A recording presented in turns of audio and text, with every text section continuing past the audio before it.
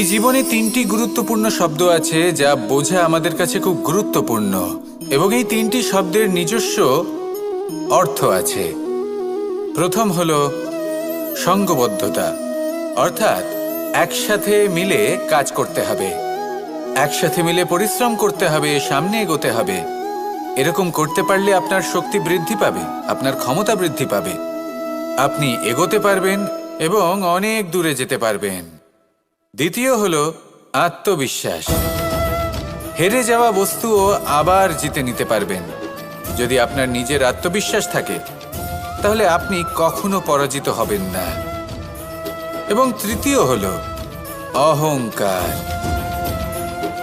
জয়লাভ করার পরেও কিন্তু এটা আপনাকে পরাজিত করতে পারে। সেই জন্য জীবনে সঙ্গবদ্ধ হন, আত্মবিশ্বাস রাখুন, কিন্তু কখনোই অহংকার করবেন না। এই অহংকার আপনার থেকে সব কিছু কেড়ে নিতে পারে। এই অহংকারের জন্যই মথুরাপতি কংস নিজের পতনের দিকে অগ্রসর হয়েছিলেন। এই অহংকারকে ত্যাগ করুন আর আমার সাথে ভালোবেসে বলুন, রাধা রাধা। এই সংসারে সব থেকে বেশি কঠিন কাজ কোনটা? কেউ বলবেন যুদ্ধ করা, কেউ বলবেন ধন অর্জন করা, আবার কেউ বলবেন জ্ঞান অর্জন করা সব থেকে বেশি কঠিন। এবার প্রত্যেক ব্যক্তির নিজস্ব অভিজ্ঞতা আছে আর সেই অনুসারে তার নিজস্ব একটা উত্তর আছে। সাধারণভাবে দেখতে গেলে এই সংসারে সব থেকে কঠিন হলো তপস্যা করা, অর্থাৎ সব কিছু ত্যাগ করে তপস্যায় নিজেকে বিলীন করে দেওয়া। এবার এর থেকে বেশি কঠিন এই সংসারে আর কি বা হতে পারে? এই সংসারে, এই সমাজে, নিজের পরিবারের মধ্যে থেকেও ধৈর্য ধরে সামনে অগ্রসর হওয়া, এটা হলো সব থেকে কঠিন কাজ। কারণ যখন আপনি তপস্যা করেন তখন সেখানে আপনার ধৈর্য ভাঙার মতো কেউ থাকেন না, না কোনো বন্ধু, না কোনো আত্মীয়, না কোনো শত্রু, কেউ না। কিন্তু যখন আপনি এই সমাজে, এই পরিবারে থাকেন, কোনো না কোনো ব্যক্তি এসে আপনার ধৈর্যের বাঁধ ভেঙে দেওয়ার ক্ষমতা রাখেন। তারা আপনার ধৈর্যের বাঁধ ভেঙে দেয়, আর কখনো কখনো তারা অনিচ্ছাকৃতভাবেই সেটা করে থাকেন। কারণ তাদের মানসিকতা আপনার থেকে আলাদা, তাদের কর্ম আপনার থেকে আলাদা, তাদের দৃষ্টিভঙ্গি আপনার থেকে আলাদা, জীবন যাপন আপনার থেকে আলাদা। সেক্ষেত্রে আপনি ধৈর্যচ্যুত হন, প্রসন্নতা আপনার থেকে ছিনিয়ে নেওয়া হয়। সেই জন্য এই সংসারে, এই পরিবারের থেকেও ধৈর্য ধরে সামনে অগ্রসর হওয়া কোনো পর্বতের শিখরে গিয়ে তপস্যা করার থেকেও অনেক বেশি কঠিন।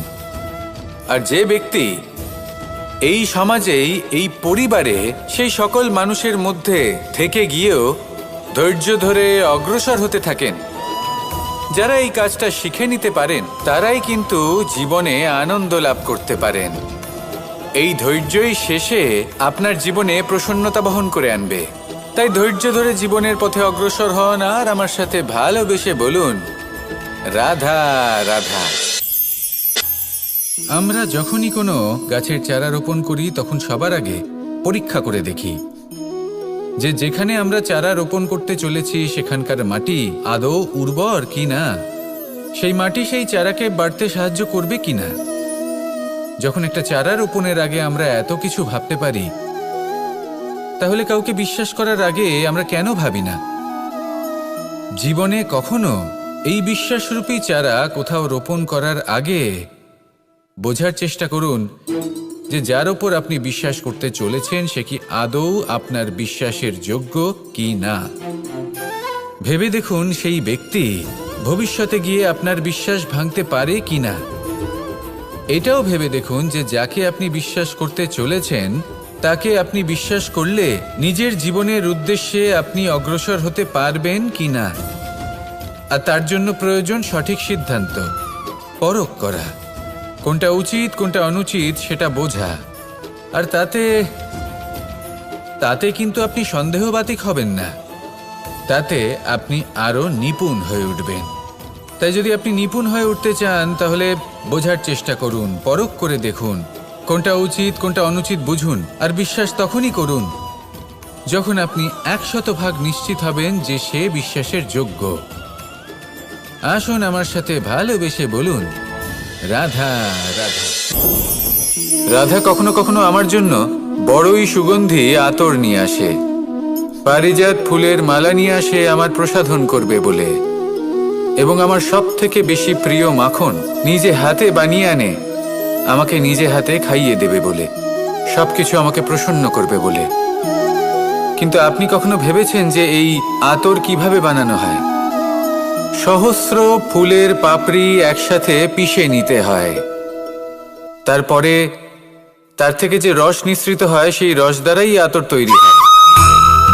অনেক সংখ্যক ফুলকে অসীম যন্ত্রণা ভোগ করতে হয়, তবে তারা আমার প্রসাধন সামগ্রী হয়ে উঠতে পারে। দুধ থেকে মাখন তৈরি করার জন্য কতটা পরিমাণ মন্থন সহ্য করতে হয় সেটা আপনি জানেন। ঠিক সেই রকমই হলো আমাদের জীবনও। বিপদও আসে, কঠিন পরিস্থিতিও আসে, এর সম্মুখীন হতে শিখুন। মনে রাখবেন, আপনি হলেন সেই দুধ যাকে মন্থন সহ্য করতে হবে মাখন হয়ে ওঠার জন্য। মনে রাখবেন, আপনি হলেন সেই ফুলের মতন যাদের পিষ্ট হতে হবে সুগন্ধি আতর হয়ে ওঠার জন্য, যাকে এই সংসার পছন্দ করে। কখনো কখনো জীবনে আপনার সাথে খারাপ শুধুমাত্র এই কারণে ঘটে যাতে আপনার শ্রেষ্ঠ রূপ এই সংসারের সামনে আসতে পারে। শুধুমাত্র কঠিন পরিস্থিতি এবং বিপদকে একটা সুযোগ হিসেবে দেখার চেষ্টা করুন। আপনার জন্য এই সংসার বদলে যাবে, সংসারকে দেখার দৃষ্টিভঙ্গি পাল্টে যাবে, আপনার ভাগ্য পাল্টে যাবে, আর এই মন প্রসন্ন হয়ে বলবে, রাধা রাধা। পাশা নামক এই খেলাটি আপনারা নিশ্চয়ই খেলেছেন, না খেলে থাকলে দেখেছেন, আর যদি দেখেও না থাকেন তাহলে নিশ্চিত রূপে শুনেছেন। মহাভারতের এই মহাযুদ্ধ কোথাও না কোথাও এই পাশা নামক খেলার কারণে হয়েছিল। পাশার এই বিচিত্র খেলা, দান, এইসবের কারণে কেউ নিজের মাথায় রাজ মুকুট পরিধান করেছিলেন, আবার সেখানে পরাজিত হওয়ার জন্য কাউকে বনবাসও ভোগ করতে হয়েছিল। কিন্তু এই খেলা সমাপ্ত হওয়ার পরে সমস্ত ঘুঁটি আর এই পাশার ছক একই পুটলিতে স্থান পেল। এটাই হলো আমাদের জীবন। এই সংসারে আমরা জয় পরাজয়ের বিষয়ে এতটাই ভাবি, এত চিন্তা করি যে এই জীবনের খেলার আনন্দটাই উপভোগ করতে পারি না। আর অবশেষে কি হয়? কেউ জয়ী হন, কেউ পরাজিত হন, কিন্তু দুজনেই একই স্থানে পৌঁছে যান। প্রত্যেক ব্যক্তি মৃত্যুর পরে একটি নির্দিষ্ট স্থানেই পৌঁছতে বাধ্য, কিন্তু ততক্ষণ এই জীবন, এই খেলা, তার আনন্দ উপভোগ করুন। এই সংসারে সেই ব্যক্তি শ্রেষ্ঠ স্থানে পৌঁছতে পেরেছেন যিনি এই সংসারকে প্রকাশ প্রদান করেছেন, যিনি কখনো জয় পরাজয় এ বিষয়ে ভাবেননি, শুধু এই জীবনের খেলার আনন্দ উপভোগ করেছেন। এটাই আপনিও করুন, আর আমার সাথে ভালোবেসে বলুন, রাধা রাধা। প্রত্যেক মানুষ নিজের জীবনে দুঃখ অনুভব করেন। প্রত্যেকের দুঃখ আলাদা হতে পারে। কারোর মনে এই দুঃখ থাকে যে সে তার বাবা মায়ের সব ইচ্ছে পূরণ করতে পারেননি। কেউ এটা ভেবে দুঃখ পান যে সে চিরকাল সদাচার করেছেন, সৎকর্ম করেছেন, কিন্তু তাও তাকে দুরাচারী বলে মনে করা হয়। কেউ এটা ভেবেও দুঃখ পান যে তার সামনে যে ব্যক্তি রয়েছেন তার চোখে তিনি শত্রু হয়ে উঠেছেন বা দুষ্ট হয়ে উঠেছেন, যেখানে তিনি হয়তো কোনো অনুচিত কাজই করেননি। এবার এই সমস্ত বিষয় নিয়ে ভেবে নিজের ব্যক্তিত্ব নিয়ে সন্দেহ প্রকাশ করবেন না। যদি নিজের ব্যক্তিত্ব নিয়ে কোনো সন্দেহ থেকে থাকে তাহলে কর্ম সংক্রান্ত প্রশ্ন করুন যে আপনি যা করেছেন তাতে কি উচিত ছিল, কি অনুচিত ছিল।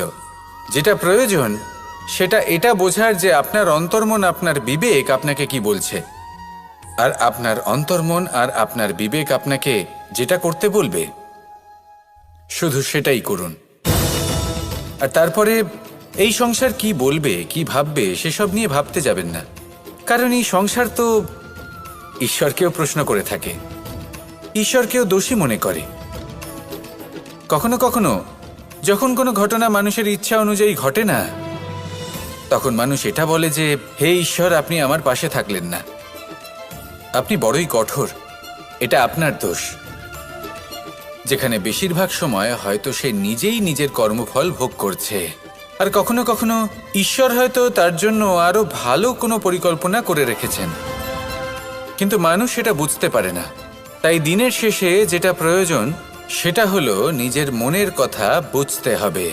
আপনার বিবেক কি বলছে শুধু সেটাই করুন আর সামনে এগোতে থাকুন। আমার সাথে ভালোবেসে বলুন, রাধা রাধা। পরিবর্তন, এটা হলো সৃষ্টির অমূল্য নিয়ম। এই সংসারে সবকিছু সময়ান্তরে পরিবর্তিত হয়, এই সময়ও পরিবর্তিত হয়। পরিবর্তন চিরকাল হয়ে এসেছে আর চিরকাল হতে থাকবে, কিন্তু এবার আমরা সেই পরিবর্তন কিভাবে লাভ করব যেটা আমাদের প্রয়োজন, যেটা আমরা চাই। আমরা জীবনে বিকাশ চাই। এই বিকাশ কিভাবে লাভ করতে পারি? এই প্রকৃতি কিন্তু আমাদের অত্যন্ত উত্তম উদাহরণ দিয়ে বুঝিয়েছে। একটি বিন্দুর উদাহরণ দিয়েছে যা ভবিষ্যতে একটা বিশাল নদীর আকার ধারণ করে। এটা কিভাবে হয়? মেঘ থেকে একটি বিন্দু ঝরে পড়ে সেই পর্বতের ওপর যেখানে হিম আছে। সেই হিমের সংস্পর্শে আসা মাত্র সেই বিন্দুর সাথে আরও বেশ কিছু বিন্দু যুক্ত হয়। তারপর তারা অগ্রসর হয়, আরও কিছু বিন্দু যুক্ত হয়, আস্তে আস্তে একটা ক্ষীণ ধারার রূপ ধারণ করে এবং সেটাই ভবিষ্যতে আরও এগোতে থাকে। অনেকটা যাওয়ার পর যখন অনেক সংখ্যক বিন্দু একসাথে যুক্ত হয় তখন সেটা বিশাল নদীর আকার ধারণ করে। এবার আমরা মানুষ বলে আমাদের সাথে এই নিয়মের অন্যথা হয় তা নয়। আমরাও এই প্রকৃতির অংশ, আমাদের ক্ষেত্রেও একই নিয়ম প্রযোজ্য। যখন পরিশ্রম করে অনেক সংখ্যক বিন্দু আমরা একত্রিত করব তখনই পরিবর্তনের নদী প্রবাহিত হবে। প্রয়োজন হলো নিরন্তর পরিশ্রম করা এবং ধৈর্য ধরা। এটা করতে থাকুন, জীবনে সব কিছু লাভ করতে পারবেন, কারণ প্রকৃতি আমাদের এটাই শিখিয়েছে। আর আমরা এই ব্রহ্মরই একটি অংশ, যার দ্বারা এই ব্রহ্মাণ্ড নির্মিত। আসুন আমার সাথে ভালোবেসে বলুন, রাধা রাধা। কখনো এই প্রকৃতির দিকে তাকিয়ে থাকবেন। এই প্রকৃতি অনেক ধরনের শিক্ষা দেয়। কোনো একটা গাছকে দেখুন কিভাবে সে মাটি থেকে জল শুষে নেয়। সে ঝড় হোক বা হোক কড়া রোদ সব সহ্য করে এবং অবশেষে সে ফল ধারণ করে। আর সেই ফল উৎপন্ন করার পরে সে ফল কিন্তু সে নিজে গ্রহণ করে না, এই সংসারকে প্রদান করে, যাতে পশু পাখি মানুষ তারা এই ফল গ্রহণ করে শক্তিশালী হয়ে উঠতে পারে, সুস্থ থাকতে পারে। সেভাবেই নদী, সরোবর এরা নিজেরাও কিন্তু নিজেদের জল গ্রহণ করে না, মাটিকে প্রদান করে, পশু পাখিকে প্রদান করে। সূর্য নিজেও নিজের জন্য প্রজ্বলিত হয় না, সে প্রকাশ ছড়িয়ে দিতে চায় আমাদের সবার কাছে, সে আলো পৌঁছে দিতে চায়। এই প্রত্যেকের কর্মে পরমার্থ নিহিত আছে, আর সেই জন্যই এদের সকলকে পুজো করা হয়। তাই মনে রাখবেন, আপনার কাছে জীবন যাপনের অতিরিক্ত যা কিছুই আছে তা পরমার্থের জন্য। তাহলে তার সদ্ব্যবহার করুন আর আমার সাথে ভালোবেসে বলুন, রাধা রাধা। আমরা প্রত্যেকেই অবশ্যই এমন সময় দেখেছি যখন অনেকগুলো সমস্যা একসাথে আমাদের জীবনে এসে পড়ে। সমস্যা আমাদের প্রত্যেকের জীবনেই থাকে। আমরা তার সমাধান খুঁজতে চেষ্টা করি, কখনো সমাধান খুঁজে পাই, আবার কখনো যতই চেষ্টা করি না কেন কোনো সমাধান খুঁজেই পাই না। আর যখন এটা হয় তখন মানুষ অত্যন্ত বিচলিত হয়ে পড়েন। নিজের আত্মীয় স্বজন, নিজের বন্ধু বা সংসার এদের ওপরে এই দোষ চাপিয়ে দেন যে এদের জন্যই এই সমস্যা এসেছে। এবার যদি আমি আপনাকে কোনো পরামর্শ দিই তাহলে এটাই বলবো যে দৃষ্টিভঙ্গি পাল্টে দেখুন। এই দৃষ্টিভঙ্গি দিয়ে দেখুন যে এই সংসারে যে সমস্যাই আসুক না কেন তার জন্য কেউ দোষী নয়, না আপনি না অন্য কেউ। এই পুরো খেলাটাই আপনার মানসিকতা, আপনার দৃষ্টিভঙ্গির, আপনার মনের। কিভাবে বোঝাচ্ছি? যখন আমাদের মন শক্ত থাকে তখন কঠিন থেকে কঠিনতর পরিস্থিতিও আমাদের জীবনে খুব বেশি হলে প্রতিস্পর্ধা হয়ে থেকে যায়। সেখানে যদি আমাদের মন দুর্বল থাকে, তখন অল্প কঠিন পরিস্থিতিও আমাদের কাছে খুব বড় সমস্যা হয়ে যায়, তাই না? একটা শক্ত মন কঠিন পরিস্থিতিকে প্রতিস্পর্ধা হিসেবে দেখে আর তার মধ্যে ওটা সুযোগ খুঁজে নেয়। আমাদের শুধু এটাই করতে হবে। এই সংসারে অন্য কাউকে দোষী মনে করলে আপনার সমস্যা দূর হয়ে যাবে না। সেই জন্য এই সংসারকে দোষ দেওয়ার বদলে এই সমস্যার মূলে চলে যান, সেটাকে বুঝুন, নিজের এই মনকে শক্ত করে তুলুন। যদি আপনার মন শক্তিশালী হয়, তাহলে এই সংসারে অনেক বড় বড় কঠিন থেকে কঠিনতর পরিস্থিতিও যদি আসে, আপনার জীবনে যতই বড় বড় সমস্যা আসুক না কেন, আপনার লক্ষ্য লাভে বাধা দিতে পারবে না। আসুন আমার সাথে ভালোবেসে বলুন, রাধা রাধা। আমরা সবাই পাথর দেখেছি, পর্বতও দেখেছি, শুকনো পাতাও দেখেছি, শ্যামল বনানীও দেখেছি। কখনো ভেবেছেন পাথরের অস্তিত্ব কিন্তু ততক্ষণ পর্যন্ত যতক্ষণ সে পর্বতের গায়ে আটকে থাকে। যখন সেই পর্বত থেকে সেই পাথর ভিন্ন হয়ে যায় ও নিজের অস্তিত্ব হারিয়ে ফেলে। আস্তে আস্তে কখনো পাথর কেটে বা কখনো পিষ্ট হয়ে সেই পাথর আস্তে আস্তে মাটিতে পরিণত হয় এবং পূর্ণরূপে নিজের অস্তিত্ব হারিয়ে ফেলে। এটাই পাতার সাথেও হয়। এই পাতা যতক্ষণ গাছের ডালের সাথে যুক্ত ততক্ষণ তার অস্তিত্ব থাকে। যখনই ডাল থেকে বিচ্ছিন্ন হয়, সেও নিজের অস্তিত্ব হারিয়ে ফেলে। আর এটাই আমাদের সাথেও হয়। যতক্ষণ আমরা নিজেদের আপনজনের সাথে যুক্ত থাকি, আমাদের অস্তিত্ব বজায় থাকে। যখন আপনজনদের সাথে সম্পর্ক ছিন্ন করি, তখন আমরাও আমাদের অস্তিত্ব হারিয়ে ফেলি। এবার এই সংসারের প্রত্যেক ব্যক্তি স্বতন্ত্র থাকতে চান, আর অনেক ব্যক্তি স্বতন্ত্র থাকবেন বলে আপনজনদের দূরে করে দেন আর তাদের সাথে এই সম্পর্ক ছিন্ন করেন।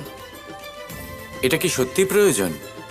আপনজনদের সাথে সম্পর্ক ছিন্ন করে নিজের অস্তিত্ব হারিয়ে ফেলা প্রয়োজনীয়, নাকি আপনজনদের সাথে সম্পর্ক বজায় রেখে নিজেদের স্বতন্ত্র করে রাখা সেটা আবশ্যক? নির্বাচন আপনারই। আসুন আমার সাথে ভালোবেসে বলুন, রাধা রাধা। আপনি কি কখনো নৌকা যাত্রা করেছেন? করে না থাকলেও নিশ্চয়ই দেখেছেন যে এই জল যা নিজের অন্তরে সব কিছু সমাহিত করে নিতে পারে, এই নৌকা সেই জলের ওপরেই ভেসে থাকে। নদীর স্রোত কাটিয়ে সে সামনে অগ্রসর হয়। কিন্তু যদি এই নৌকায় কোনো ছিদ্র হয়, তাহলে কিন্তু সেই নৌকা ডুবে যাবে। আর এতে কোনো তফাৎ হবে না যে সেই ছিদ্র ছোট নাকি বড়, নৌকা ডুবে যাবে। এই ছিদ্র হলো আমাদের জীবনে আমাদের অপগুণ, আমাদের দোষ, আমাদের বিকার। কখনো এটা ভাববেন না যে এই দোষ খুবই ছোট, এতে কিছুই যাবে আসবে না। না, সেই ছোট দোষ, সেই ছোট বিকার যদি সেটাকে শুধরে না নেন, তাহলে সেটা আপনাকে আপনার পতনের দিকে নিয়ে যাবে। শেষ পর্যন্ত এটা আপনার ওপর নির্ভরশীল যে আপনি কি চান। আপনার জীবনের এই নৌকা এভাবেই ডুবে যেতে দেখবেন, নাকি নিজেকে শুধরে নিয়ে সেই নৌকার সেই ছিদ্রটাকে ভরিয়ে তুলতে চাইবেন? নির্বাচন আপনার। আসুন আমার সাথে ভালোবেসে বলুন, রাধা রাধা। জল, জলই পৃথিবীতে বেঁচে থাকার জন্য আবশ্যক তো বটেই, কিন্তু এই জল আমাদের একটা অত্যন্ত গুরুত্বপূর্ণ শিক্ষা প্রদান করে। কখনো এই জলকে দেখেছেন? যে পরিস্থিতিতেই এই জল প্রবাহিত হোক না কেন, এর উপর যা কিছুই প্রভাব থাকুক না কেন, এর পথে যতই বাধা আসুক না কেন, তার মধ্যে থেকে ও নিজের পথ ঠিক বের করে নেয়, কিন্তু নিজের প্রবাহ থামতে দেয় না, ক্রমাগত অগ্রসর হতে থাকে। সেরকমই একটা শিক্ষা যেটা আমরা জল থেকে পেয়ে থাকি, তা হলো এটা: আমরা যখন জলের দিকে তাকাই, তখন আমরা নিজের প্রতিবিম্ব দেখি, স্পষ্টভাবে দেখতে পাই।